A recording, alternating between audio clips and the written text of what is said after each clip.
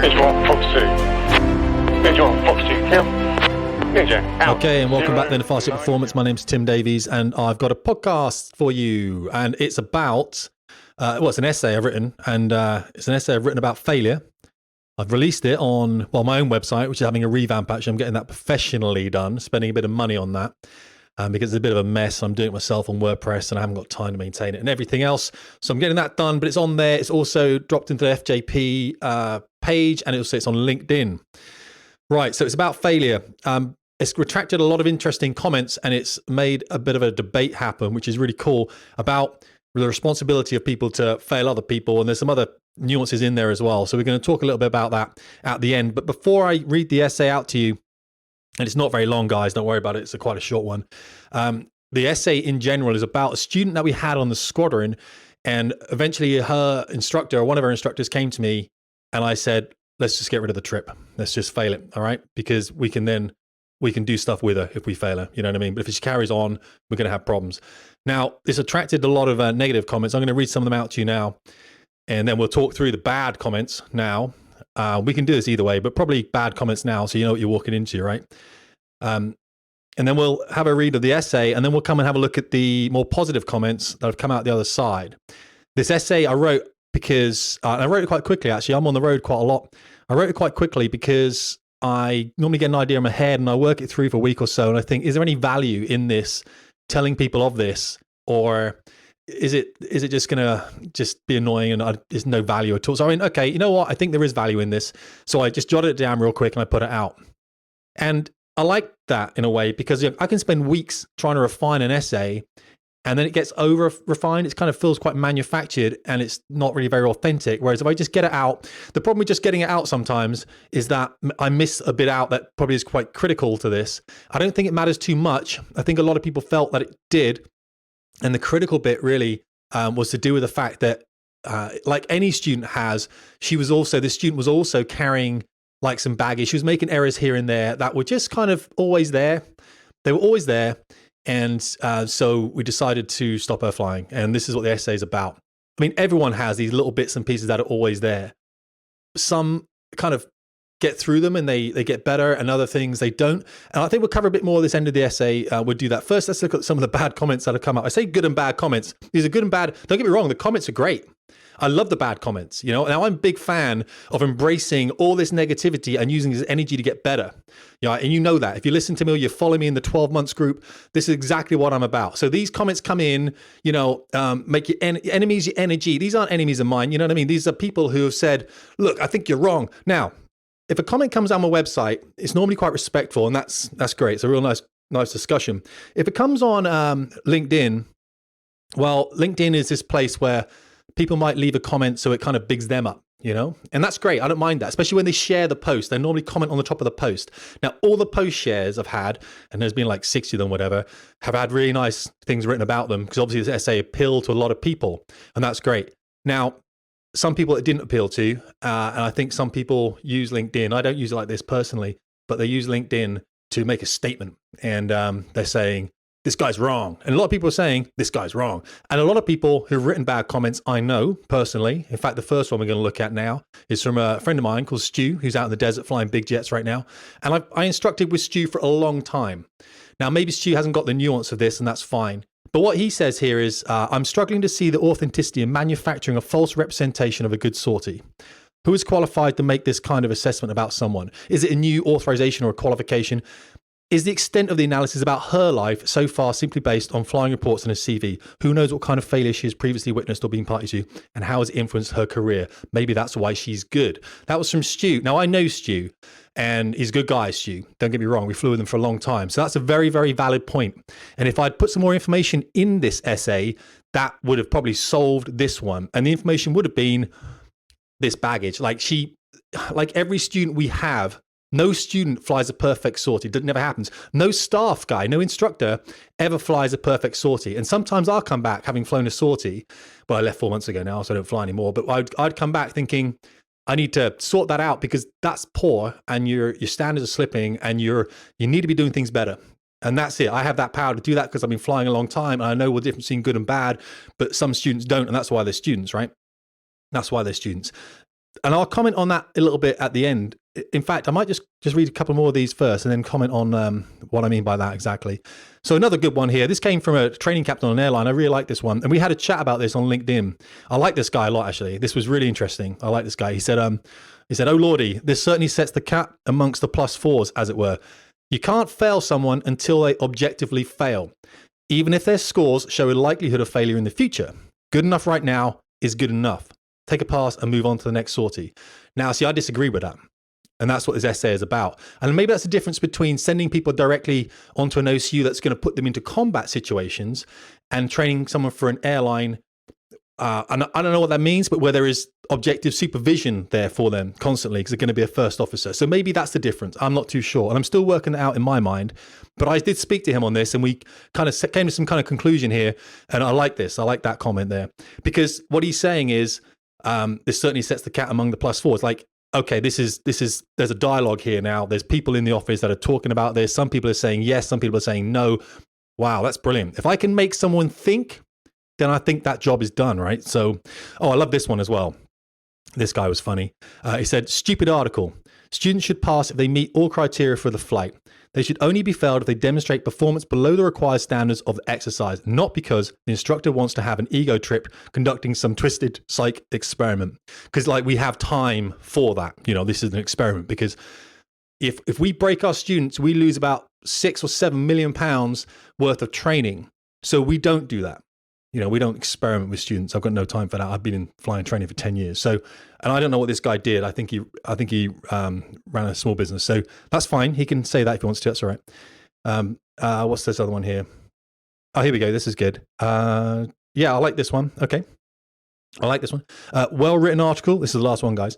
Well-written article, but the conclusion is wrong. You cannot just fail somebody if they passed all the criteria. Translating it to the corporate world, this unfortunately happens a lot and is unjust and value destroying. For example, she meets all the criteria for promotion, but let's not promote them because they are too young, too old, need to have even more experience, haven't worked in a management role before, or other invented criteria. I often find that corporations fail their employees this way. Then bring in someone from the outside. How wrong, he says. And I agree with that, by the way. I'm in corporate right now. I see a lot of this. And also I don't see people letting people go when they're not providing the value that they were supposed to, or offering retraining or whatever it might be. We hang on to people that are underperforming and we don't help them perform better. That's how I see it in there. But he's right about what this says. If you pass the criteria, you should pass. But there's a nuance to it. And that nuance is slightly different when you're flying 70 million pound planes over North Syria, or when you're training people to go and do that, because I can't hand onto the OCU people that I know are probably going to fail that OCU. So I have to prepare them for the OCU entry as my team did. And obviously this person was not going to make that. And in fact, and I'm not going to tell you whether she was T1, T2, whatever, it doesn't matter, irrespective. And sometimes, of course, to protect the identity of people, I might change the sex, or I might change the flight school they were on, or the squadron they were on, because I don't want this to, and there's no one's going to be able to recognize who this person was. And I really want that to be the case. So, but of course, before we string people onto the different aircraft they go onto, we do ask the student where they want to go. And we generally know. And the student doesn't really know where they want to go until they've kind of done all the flying phases on the squadron, because they might want to be an air defender and then they go and fly an air defense, sort of all the advanced radar, whatever it might be. And they're like, you know what, I really like the ground attack stuff better.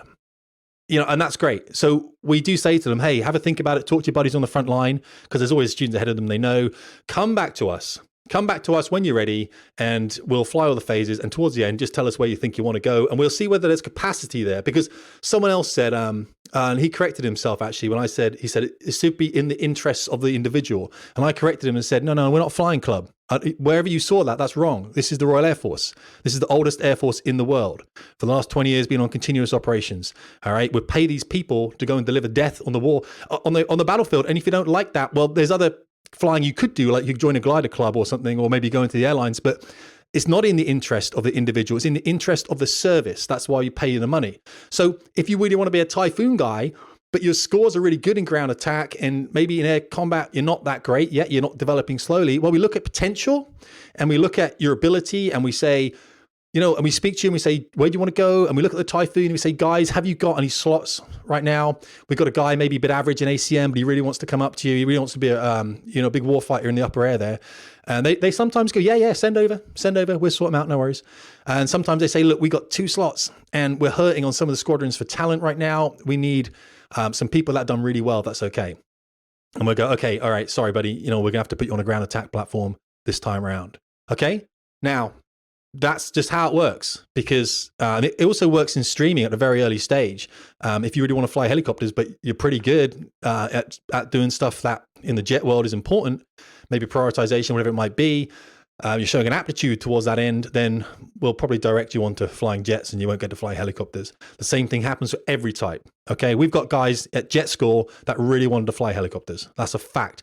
A lot of people coming into the military right now, they want to fly rotary. They want to go onto some of these great aircraft we've got down there, and the effort that they put into Afghan and Iraq hasn't been, it's been noted massively. It hasn't been forgotten, and they want to go and fly Chinooks. They want to go and fly all these different types, and I think that's fantastic. Okay, sometimes the difficulty might be to persuade a lot of guys to go on the F-35 because they think it's going to be heavy sim time. No one knows. But, and it's wrong to speculate, but it's, sometimes we get people in flight school, in jet school or helicopter school or a multi-engine school, and they want to fly a different type because we're not a flying club. That's what I'm trying to say in the essays, okay? And of course, here's the interesting thing as well. A lot of the criticism comes from people who don't know what I do, and that's fine because I write essays to try and explain it. Interestingly, on a side point, before I start the essay, you're like, read the essay. I'm like, I got it. I'm going to do that for you. I really am. My wife said to me when I left the military, she said, maybe now you can be more vulnerable. All right. And I'm like, I didn't really understand what that meant. So I asked her, what do you mean by vulnerable? She's like, maybe you can open up, express your feelings and stuff and be a bit more, just huggy and all that kind of stuff. And I'm like, man, don't hug. No, I wasn't like that. I was like, okay, I get more touchy feely. I've been in, man, don't hug. I've been in, maybe a space in the military where I was compartmentalizing emotion a little bit more than I should. And, that's fine. I get that. And I've been thinking about what that vulnerability actually means and how you display vulnerability. If that is, do you just start crying at a film with dogs in it? Maybe that's what women need. I might just find a film with dogs in it, that Rex film, whatever, just watch that and just cry at some bits where I think you should cry at. Maybe that's what, and then maybe she'll go, oh, wow, you're really vulnerable. That's really cool. Thank you for being vulnerable. Now, everything you've done in the military has changed and you're normal again, of course. I might try that. There's a technique for you. Cry at dog films in front of your girlfriend and you can be vulnerable. So I didn't know what that meant, but then I thought to myself over the last couple of weeks, because I work all over the country now. So I do a lot of driving, and with the driving, it's a benign skill. So you get a lot of thinking time. And I thought, well, I am quite vulnerable because I write. And I speak on a podcast and I put YouTube videos out sometimes. I do these things where people come and they comment on my opinion or my writing. And some of those opinions aren't very nice. Some of those comments are actually, as you've seen, they're quite personal. They're spears that hit me. So that's what I call interference. So these people I don't know, a lot of them I don't know. A lot of them I do, like Stu and some other people that wrote nice comments down the bottom I know as well. And when those comments come in, yeah, of course it's going to hit you. You know these guys, you work with these guys, right? You've flown with these guys, and that's going to hit you if you get a negative comment. But I call it interference. So I have a goal, and that is to inform people, that's to deliver content in corporate entities and businesses that improve the workforce and improve everyone there and help them have a better time in the working and their social lives. That's my goal. And any comments that come in that kind of derail me on that, well, that is interference to me achieving my goal. So I don't tend to like or dislike the comments that come in. And I'm very careful when you get a comment and it's like, you're an idiot. And I don't look at what that guy does when he says I'm an idiot. But I mean, I've never walked into his business and just told him how to do anything. And I do get people. I wrote an essay before called Why Fighter Pilots Know That Quick Reactions Are for Losers. And I had comments on that. And one of the comments from a guy, I think he was an accountant, he said, this is so wrong. This guy doesn't know what he's talking about. Of course, fighter pilots have to have quick reactions. Now, I found that very interesting because there's an audacity to that comment where it has been written by a fighter pilot. Well, okay, I'm not a fighter, I was a bomber pilot, but obviously I was teaching air combat and stuff on the T2. But what I was trying to say in that essay was it was about responding and not reacting, and that was the essence. And I guarantee my reactions, I'm 44 now, they're not going to be as fast as a 25-year-old. That's just a fact. So, excuse me. But I just found that really interesting. So if I was to invest energy into his comment and try and solve that, there would be really no point in me doing that. I'm not going to change his view. He's taken 10 seconds out of his day and I'm going to rant on that. And that he's gone. His chimp, yeah, so his amygdala in his limbic system, which is much more powerful than his prefrontal cortex, it's just leapt up and taken that, and he's gone away, he's gone and done something else. What he hasn't done is sat there and responded and engaged his prefrontal cortex, which controls your emotion and regulates them and represses your chimp brain, your limbic system. He hasn't used that. So what I try and do is, in that response and not react, is I read these comments and I sit there for a bit and I read them all. Every comment, every single one. And I'm like, you know what? I'm going to respond to that guy because I think I can help him understand where I'm coming from. And he's not so far gone that to write to him replying him in the comment on LinkedIn or something is going to just flash him up, because that's not what I'm about. I'm about trying to educate people and let them understand the values that we took out of the military after 20 years, whatever, you know? That's what I'm trying to do when I do that. And I'm really trying to do that in the rest of my life. There's other areas where I want to flash and say no. And here's the other thing I found. This is interesting for people that are thinking of joining the military or still in the military. In the military, and where did I get this the other day? I got some guys flash, and I said to my wife, I said, this is really interesting, these guys. And it might be what I've been on this essay as well, actually. But I was like, I get this. This is what I was like when I was in the military and I was halted. All right. Now, you don't even know what halted is, do you? I'm about to tell you. So halted is an acronym that's come out from someone who's written this acronym. And it's a very interesting one, because when you're emotional, when you're displaying emotion, and then any emotion, anger, you know, it could be anything, right? There's a reason for this. And the reason, if you go back to when you're a child, when you're very small, this is what kids do, right? When kids cry, they cry for a reason. And what are those reasons? Well, halted stands for 5 things, okay? Well, it kind of stands for 6 if you want to put an E in there as well. And I put an E in there because I find that interesting, and I'll tell you what that is. So the H stands for hungry. Okay, all these things, if you're going to be angry at someone or you're emotional or something, you know, you're feeling like not yourself, just sit there and go, right, what is it? Maybe let's run through this checklist that Tim told me on his podcast. Run it through. Are you hungry? Okay, all this stuff sparks off your limbic system, okay, and acts like your chimp brain and makes you say things you don't want to say. Are you hungry? Are you angry? All right. Are you lonely? Okay. Are you tired? All right. Or are you drunk? The E that comes in there, that's kind of like, you could actually say emotional, but it's about your emotions really. So it's about you doing things and saying things that maybe you shouldn't do or say. And that's the thing about it. So it's kind of saying, okay, let's have a think about it. So that's what it's trying to say. So hungry, angry, lonely, tired. The E can be exposed. That's another one. I can use emu for that. All right. And what I mean by emu is like ostrich didn't really fit, but it's like burying your head in the sand and not facing up to things you need to face up to. Right. I use emu because else it'd be whole Todd, and that doesn't make sense. But exposed is like a bit raw, a bit vulnerable, that kind of stuff. This is, you know, are you showing emotion because of that? Are you, or drunk, of course. So any one of those things, if you're acting like a dick or you think you're about to act like a dick, have a think about whether you're halted, hungry, angry, lonely, tired, exposed, or drunk. Okay. All right, cool. So coming back to the chimp brain and those guys still in the service, as I was. So those guys in the service still, as I was, are tired. All right. It's a full-on work thing. You're tired. You're not getting enough sleep. Your daily program isn't that much. So I was very reactive when I was in the service. And this is probably why we're quite confrontational. So I think this is sometimes why I get these comments from guys. Also, these guys aren't writing anything themselves, because I'd like to read that if they were. So it's a chance for them to comment on stuff that I'm writing, and sometimes they disagree, and that's fine. We can do that, but they do it in a way maybe that's not as constructive as maybe I would think I would like them to have done. Does that make sense? I think that makes sense. Should we go and read this essay real quick, and hopefully we'll look at some nice bits at the end. All right. Oh, the last thing. My goodness. Yeah, I'll talk about this now, actually. In fact, no, I won't. It's about creative writing. And I'm going to talk to you about creative writing after the essay. All right, let's do that. I'll probably forget. I'm probably going to forget. All right, so let's go through the essay then. And the title of the essay is Why the Best Fighter Pilots Are Often the Biggest Failures. Fail the trip, I said to the flying instructor who'd just flown with one of our top students. He gave me a confused look. I was expecting it. My demand to him was entirely unreasonable. We knew the student well. I'd read her flying reports from her previous 2 flight schools and from our own squadron where she was learning to be a fast jet pilot in the RAF. She was excellent. Her flying was above average in all respects, and she was hardworking and well prepared for her flights. But there was a problem.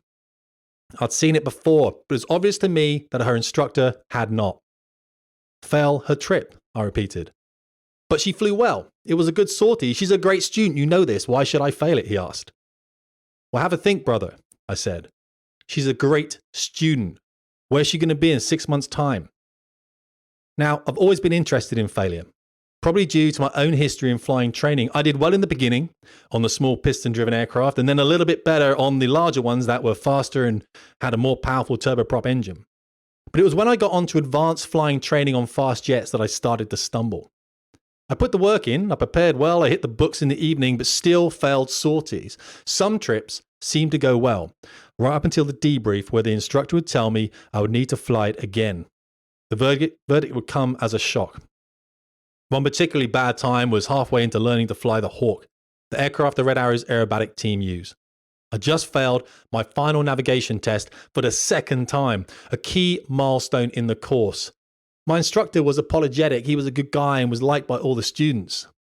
And pilots don't show emotions. It stops us concentrating on the job. So we compartmentalize them and put them in a box on the shelf marked for attention later, which they rarely get.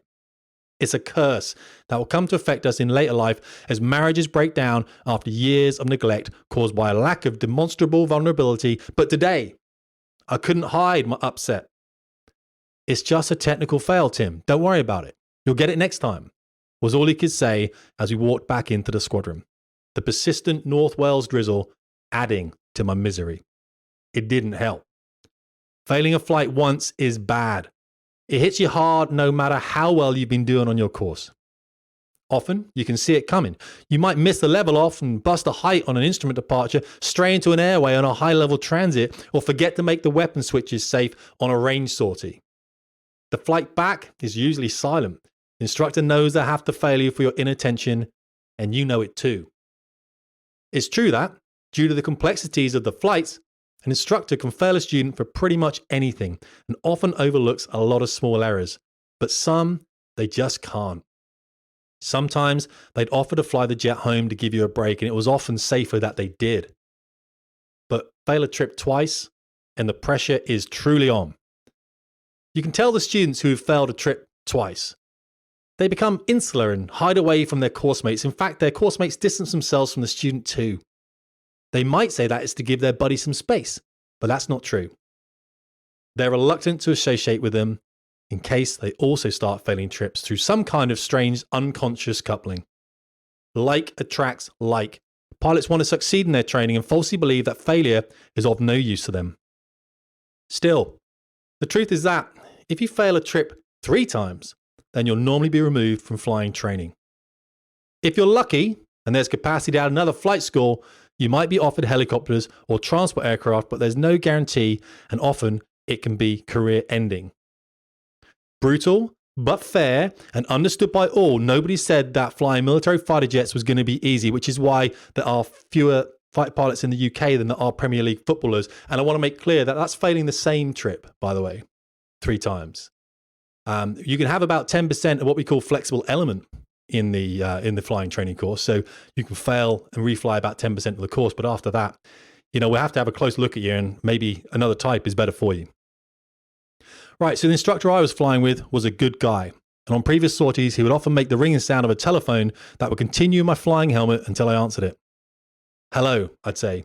Yeah, hello, Tim. It's your instructor in the back seat, mate. The good-looking one. You might remember me. We've spoken many times before. I'm just letting you know that there could be an airways on the nose that you might want to avoid. Oh, hell, I'd reply as I throw the jet into a hard turn away. All students know that the instructors are on their side. They want them to pass, and the majority will go out of their way to help the baby pilots through their flights. After all, instructors were students too once upon a time. To a pilot, in military flying training, success is obviously important and is the focal point for the majority of students. They will work late at night, come at the weekends, and watch flight tapes with other pilots to get a nugget of information that might help them survive another day in flight school. But for an instructor, success isn't all that important. there's something that we are far more interested in: failure. When I was 10 years old, my dad took me on a tour of Normandy with a military vehicle restoration group that he was a member of. He had a motorcycle from the Second World War that he'd restored, and whilst he rode his bike alongside the convoy, I'd be traveling in tanks and jeeps and having a great time. For a small kid, it was a lot of fun, and I would chat excitedly with anyone who'd listen to me as we made our way across the various battle sites and spend the evenings camping out in the sun-bleached fields of northern France. It was a magical holiday that was to be brutally disrupted by my father's inability to control a gas stove in the dark. One morning, I was brutally awoken to shouts of, get out, and dragged violently from the tent. It was on fire, and so was I. Our gas stove had ruptured, igniting the tent door, which had set light to the roof and collapsed it all onto the floor below. My father, who was outside of the tent at the time, dived through the burning material, grabbed hold of me, and pulled me out by my feet. Now, we learned from our parents the most, men from their dads and women their mums. My father wasn't big on emotions, and to this day, I also find them hard to display. He just wasn't that kind of guy. But in dragging me from that burning tent, he demonstrated the processing of failure in a way that has never left me. I remember us sitting on the bank of the river that he'd just thrown our burning tent into. All of our kit was gone, and in effect, we were now destitute. I could hear some people nearby laughing to themselves about the fact that our house had now been destroyed, and he was embarrassed. I lit the stove inside the tent. That was the wrong thing to do, he said. Don't worry, we'll be okay. He never looked at me, but just stared into the distance, and I knew in that moment that we would be okay, because he said that we would. And I was only 10, and he was my dad. And I believed in him because in his voice there was nothing but humility, authenticity, and strength. And I knew in that moment, even though we didn't have a tent anymore, it didn't matter. That was my fault. I'm sorry that I set fire to the tent. I will do better next time, he said, in a rare display of emotion. And as the tent slowly floated away, we sat by the river and laughed. My father knew that failure didn't oppose success. It was an essential part of it. He'd made a mistake and was using it to demonstrate what failure does for someone. It allows them to take ownership of the issue and gives them permission to make improvements. It helps us learn what works and what doesn't work. And that's what I told the flying instructor of the student who was about to finish at our flight school. If she failed on the front line, then she might never recover from it. The higher you go, the further you have to fall. And it hurts a lot more too. I was interested as to why it hadn't been done at an earlier stage of training, but it's easily missed. Here's a quote: move fast and break things. That's a previous Facebook mission statement. Our overachieving student didn't understand failure. She'd done well academically and in her initial officer training and had won awards and praise along the way. She was a good student. But whether she believed it or not, her internal narrative was one of continued success, and that can be abruptly changed by the reality of frontline operations. Fail her trip, because in all of her flying training, she's never failed a trip, I said. Immediately, he understood. I get it, he said. She's never had to pick herself up. If she fails at something, at night, and whilst all alone over northern Syria, she might struggle to recover. At least we can fail her in controlled conditions and help her to return from it. That's why a good school will teach its students to embrace failure and learn to value it more than success. Success is comforting as you don't have to look deep into yourself. You can pretend you are learning, and in a way you are. Success is important as it tells you that what you have done has worked. But failure builds the foundation that leads to continued growth, which can only come from an honest evaluation of your own performance. You don't need to fail in order to be successful, but you mustn't believe that failure opposes success and that it needs to be avoided at all costs. Here's another quote. A good pilot is compelled to evaluate what's happened so he can apply what he's learned. Up there, we got to push it. That's our job. And that's Viper from Top Gun. Failure teaches a person what my father had taught me before I went on to become the most senior flying instructor of the flight school that I'd struggled through all those years before. Humility, authenticity, and strength. And that's why military flying training instructors Know that success alone is fragile, and that only through failure can the real learning take place. And that's it. That's it. That's everything. So some people didn't like that. And that's fine. And in your lives, you understand that too, that there'll be some things you do that people won't like. And also, it doesn't matter. It can be painful. And there are some people that are very close to you that won't like that. Whenever my wife reads one of my essays, she doesn't like it. And the more she doesn't like it, the more successful it seems to be. I don't know why that is. It's just kind of weird. So I don't tend to show her anymore because it upsets me when she doesn't like it. And also I'm asking someone, and she does great. She speaks a lot on stage. So I go to her for advice, for speaking advice and everything, but she doesn't necessarily write too much. She doesn't write in this creative format. I need to speak about creative writing. Thank you. So really I'm asking someone something that maybe they're not conditioned to tell me. And that's the issue with asking someone's opinion of something, is they're going to give you their opinion about what they would do, and it's not necessarily what you should do or what they think you should do with your circumstance. So be careful of other people's opinions. So creative writing, you ask. Yes, thank you for reminding me. So the thing about creative writing is if I'd written an essay on a student didn't do very well in their sortie, so I failed the trip. Well, in your mind, you're like, the student didn't do very well, and the natural outcome of that is you failing the trip. And so you're probably not going to read that essay because you're like, well, that's obvious, right? So that's obvious. If I write, the student did really well in that sortie and I failed the trip, you're like, what? Say again? You did what? Yeah, that's right. I did really, really well and I failed it. Well, you're interested. I've got to get you interested in the essay. Unfortunately, and it's very easy for me to write a clickbait title. All right, clickbait's there for a reason because it gets people to read the essay. I don't want to be clickbaity. So there's a fine line in between about getting people to read that first paragraph. If I can get you to read the first paragraph, then the message really is in the second paragraph. And the second paragraph is really the conclusion as well. That's what I want it to be. I want the conclusion to really amplify that second paragraph. Now I went down to, it's interesting because it was only The Guardian that were running creative writing courses. And this was a few years back when I got back from Afghan back in 2011. And I wanted to write about my experiences because I was feeling very kind of strange and I didn't really know why that was. So I had an outlet. I'm not very creative, and people in the military tend not to be because they're conformist, right? And conformity represses creativity. And I realize that now more than ever, and having left. But so I went and did a creative writing course with Polly Toynbee and Susanna Shaw, was that, I think? I can't remember. But it was down in The Guardian, and there were only the people running it, and it was quite cheap at the time. They're really expensive now. So we get to speak to these journalists who write a lot. And all these lessons came out. Real nuggets. And this is why I watch YouTube videos or I read a lot. And if a title grabs me, I'm like, wow, that's an amazing title. And then I say to myself, why is that amazing? Or a picture on Instagram where I'm scrolling through and I stop and I look at that picture. I'm like, why did that picture stop me and all the other pictures didn't? And what you tend to find when you look at these things, or when you listen to an essay, or when you read something, and do this the next time you actually stop and read something on Facebook or whatever your medium is, ask yourself, why did I read that first paragraph? And go back to the title of it. Yeah.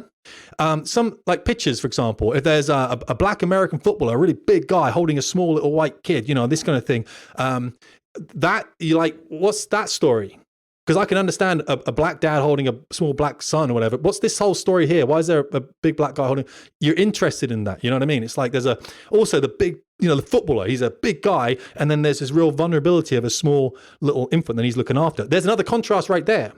So I will have to contrast in essays. And what I didn't do in this essay, and I probably should have done a bit more, was amplify or just add a bit of nuance into it to say that obviously there'd been a history of errors, and there are from every student.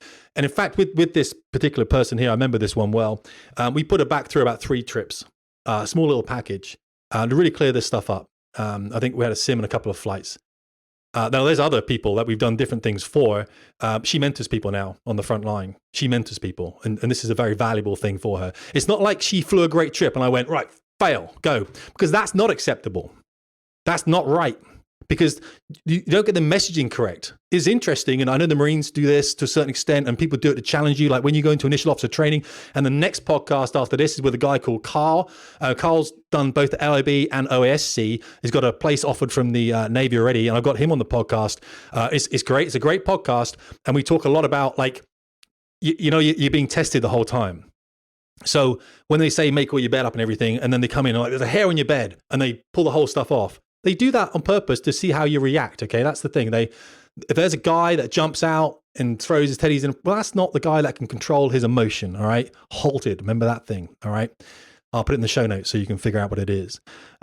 And that's the thing. So they're doing it and they're testing it. Now, we're not doing that in flying training because these people are too expensive. They really are. If I was to have a great trip with someone, walk back in and go, you know what, we're going to do that again. Well, that's costing us money. And there's every chance that person might feel it's very unjustified. I think it happened to me in my flying training with hindsight, to be honest, especially as I was training up to be a single seat Sea Harrier pilot at the time. And that's not what I did in the end because the Sea Harrier is decommissioned. I probably wouldn't have made a single seat anyway. And I was more interested in ground attack. And my scores are better in ground attack than they were in ACM. But I think that's what happened is the Navy would go, I'm just going to fail that trip, see how you recover. You know, it's kind of special forces technique, isn't it, in training? I'm just going to fail this one and see how you recover. There's exercises you do, some places and everything, some testing stuff where there is no result. You're never going to win. That's the whole point of the exercise. You're never going to win. And they want to see how you deal with that. That's not what we do in our flying training school, but there will come a point when someone's not going to pass the course. We're not going to let them go to the front line. And here's the thing. They may pass all the trips, but we're still not going to let them go to the front line. That's the case right there, okay?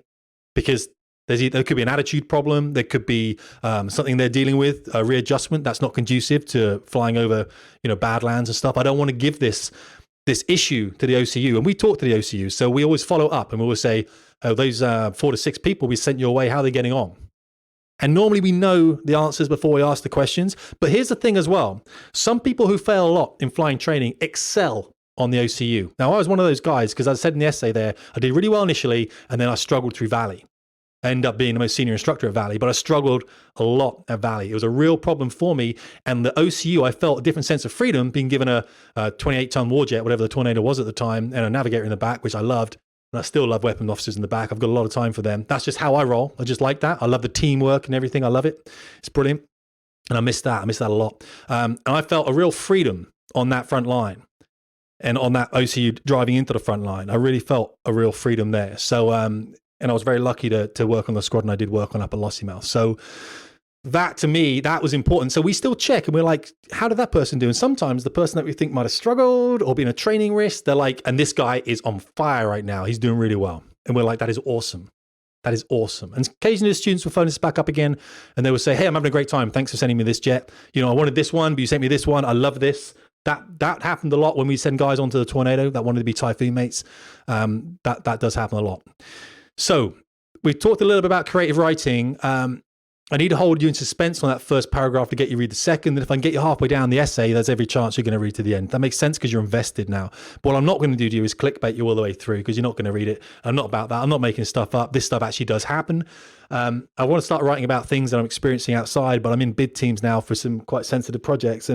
But I am with another company called Aerialist, and that's quite interesting. I'm going to start talking about that a lot more. This is a flying training startup. It's a very British project, making 3 airplanes to drive into low-cost flying training aircraft to put across the rest of the world for those people that can't afford Aeromacchi M346s, the TX by Boeing, or the Hawk. People that can't afford those airplanes will come and look at the Aerialist project. So if you're interested, have a look at Aerialist, Aeralis. I'm the strategy director for that company. As an aside, that's just what I do. I'm not going to make Fast Jet Performance a channel like that, but I'm going to start putting some content out there on the Aerialist page as we start building what is the fuselage section of the airplane. All right, so that's a real exciting thing for us. A lot of investment coming in now. So the good comments that came out of the essay. Let's have a look at this, shall we? Yeah, so I'm going to read you a couple of comments. And when I say good comments, I just mean that ones that were quite, were thought-provoking for me. It says, here we go. It says that right here. It says, interesting and thought-provoking, Tim. I was failed on the final flight of our Royal Australian Air Force piston aircraft before moving on to the turboprop advanced flying training. It was a shock and not expected, but the squadron CO was a testing officer. I thought he was an idiot, but maybe he had some method to his madness. I'd never thought that maybe he was setting me up for the success at the next step. I did well on the advanced course and graduated. That's good. I like that a lot. I get a lot of pilots write to me, actually. I like that. And from all different branches, actually. It's really cool. Tim, a great article. This reminds me of the great work by Carol Dweck. Mindset, we have a choice. It's a fixed mindset or a growth mindset. That's interesting. I'm covering that on the 12 months program about fixed and growth mindsets. This month we go into something different. We really think about who we are and who we want to be, what the story is, what the narrative is. But that's, if you want to Google fixed mindset, growth mindset, I think that'll be quite an interesting one. Because a lot of people will say to fail here was wrong. And I'm like, okay, fine. You haven't got the responsibility of sending people into conflict they might not come back from. And maybe that's the difference between other maybe flying training schools or other businesses or whatever. It's just there's a responsibility we have to protect this valuable thing and make it do what it's supposed to do. We need to protect it, get it to the level we need it, and put it to the next stage of training. So that's interesting. Right. Next one, Em. Interesting, Tim. I certainly failed a few trips and remember feeling devastated. The ability to hide emotion then was seen as a strength. As you've highlighted, it's not always conducive to succeeding in the rest of life. I believe it's one aspect of transitioning from military to civilian life that is less understood. For what it's worth, I've always thought the better instructors are those who have failed along the way as well. That's from Jen. Jen's a good friend of mine. A lot of time for Jen. I don't think I ever flew directly with Jen, but I was in the service at the same time. Another fantastic insight and valuable lesson, Tim. That's from a change management coach. I like that. And really, I don't think I've got... Oh, there's another one here. Now, I put this one in here. I put this one in because I think this generates a bit of discussion. Not that we're going to have a discussion here, but I'd like to just read you this one. It starts here. Failure can be the best teacher if we choose to learn from it and learn to deal with it competently and learn from it to motivate us to do better. As a flight instructor, I would have students who could fly the traffic pattern by rote. I would give them the go around and see how they would handle an unexpected situation. Some would argue with me. I knew they were not ready for the cross-country trips or even close solo yet. I've learned to do the same in relationships to see how people handle adversity to determine both their character and demeanor. Be careful of that one. Quite a few folks saying, there's another quote here, another one. Quite a few folks saying you can't fail someone without having a specific reason to do so. The premise being, without a specific technical learning point, it can cause confusion. And as a consequence, doesn't serve the purpose of helping development. And okay, that's a very rational perspective and true for 99% of the scenarios you'll face in work life. However, that's also the point. It's rational. Sometimes stuff happens that you can't control, that you can't rationalize, no matter how much you want to. I've seen it happen with senior leaders in M&A, I think that's merger and acquisition transactions, where a prospective buyer pulls out for no apparent reason. The downward spiral of emotions that can occur from the confusion of a failed transaction, one for which you can't find a root cause, can be catastrophic. Learning how to deal with those emotions is a lesson worth learning, and one way to train for them is to create a scenario where there is a no solution rational answer, which we just spoke about, didn't we? We just said some of these tests and things, that's like making your bed in initial officer training or airman training, whatever. It's like you're going to get ripped apart. Your uniform is going to, I've written about this before. Your uniform is going to get picked up. It can be the most perfect uniform. They're still going to scuff your boots up for you and tell you to polish them again because they want to see how you react to it. And it's how you build team cohesion. And that's what this guy's saying here in his comment, all right? One way to train for them is to create a scenario where there is no solution, rational answer, all right? I've always said, train in adversity, train teams in bad conditions, all right? That's the key. They pull together much harder. They understand each other because they see each other's weak points. But I talk a lot about that in businesses. If you want to bring me up there to talk to your business, okay, give me a call. The last one here, and then we're going to finish really. This is from a guy called Aid Rycroft, actually. He's a nice guy, training support specialist in the RAF on LinkedIn. Aircrew performance coaching was developed to address many of the points in the article and is still delivered to RAF and Royal Saudi Air Force Typhoon pilots as they complete their training. Stress resilience and ability to overcome poor performance, failure, were identified along with emotional control as key factors in success for modern fighter pilots. Okay, fact. And that's it. So what he's talking about is failure has had to be considered outside of a syllabus because you can't really write that in. We used to do a lot more performance coaching on 4. I think it was stop, budget controls, whatever. I can't remember what happened, which is where kind of mentoring came in. That's kind of why I started writing so that students could see that we also made mistakes as instructors and stuff. I was lucky to have a great team that I was working with, 12 great guys, probably the best instructors you're likely to find, to be honest with you. Very down-to-earth guys, very humble people, which I think is what you need, very authentic men.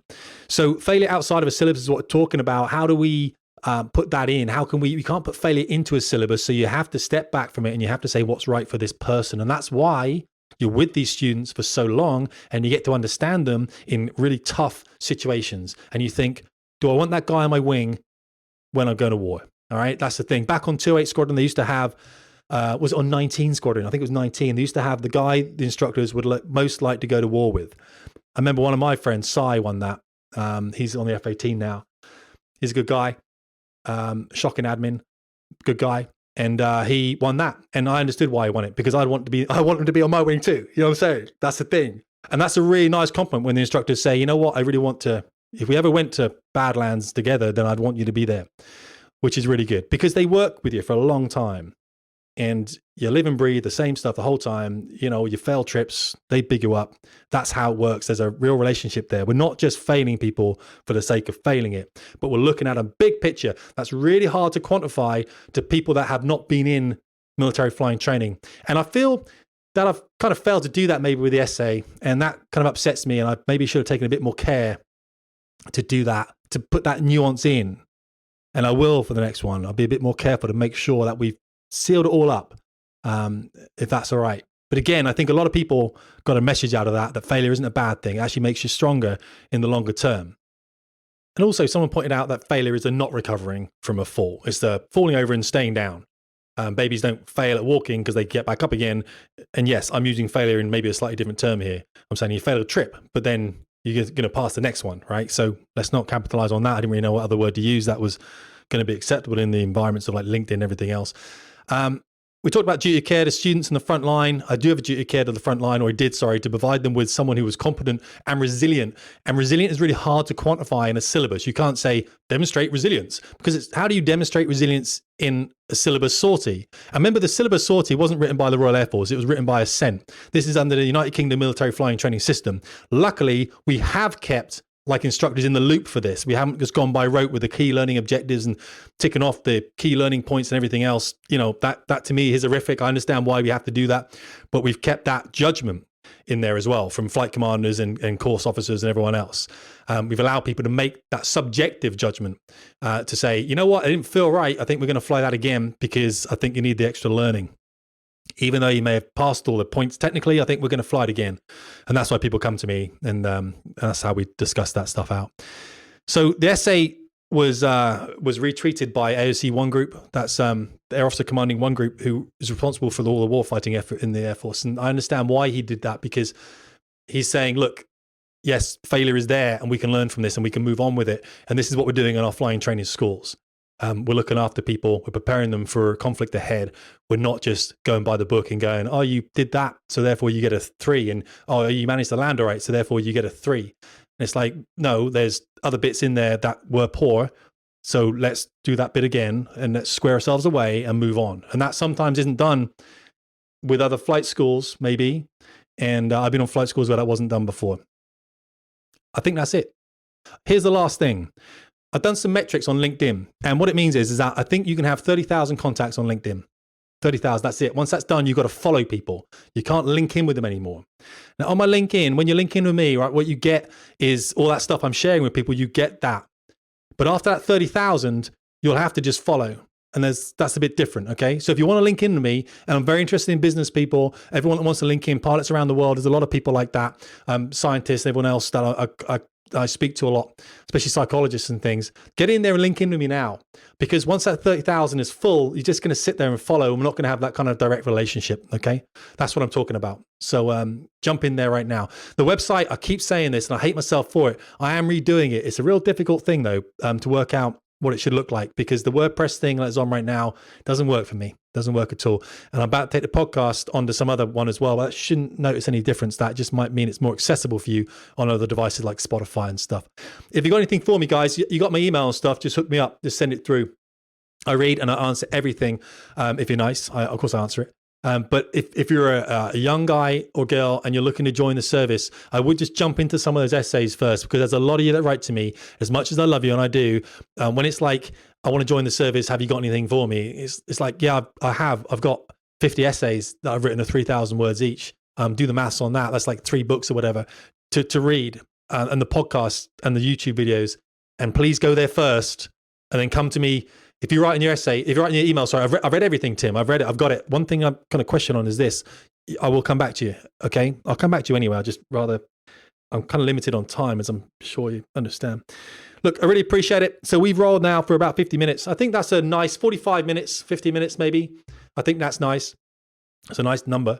If you've got any comments on the podcast, I really appreciate it. Please, again, hit them in the comments on the actual page itself, the Fast Jet Performance page, or on the YouTube, on the Facebook thing, if you want to do that.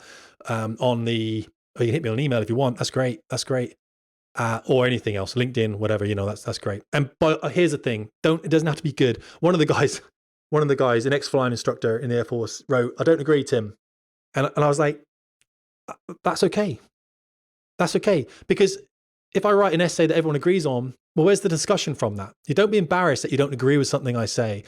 You could write an essay and I could come back to you, and I'd like to think I'd be a bit more constructive. I might ask a question to get some clarification, but I wouldn't just put I don't agree. There's no value in I don't agree. It's like, I'm reluctant to agree to him because of this. Is this what you mean? And then we have that narrative. But then again, people are halted, end of day, chimp brain, okay, amygdala, limbic system, just rage. I'm gonna state my point on a page, and then it's very hard for me to engage with that kind of conversation because it's not, is it? It's a statement. Right, I really appreciate it. Anyway, thanks for listening to the essay. I hope you got something out of it. The main thing about it, of course, is failure being part of success, which is what we did in the Air Force, not opposed to it. So don't worry if you're failing something. Just square yourself away, get into your sanctuary, regroup, get back out there. Okay, learn from failure, because failure pushes you forward, all right? Thanks, guys. I really appreciate it. Until the next time then, Tim Davies, Fast Ship Performance.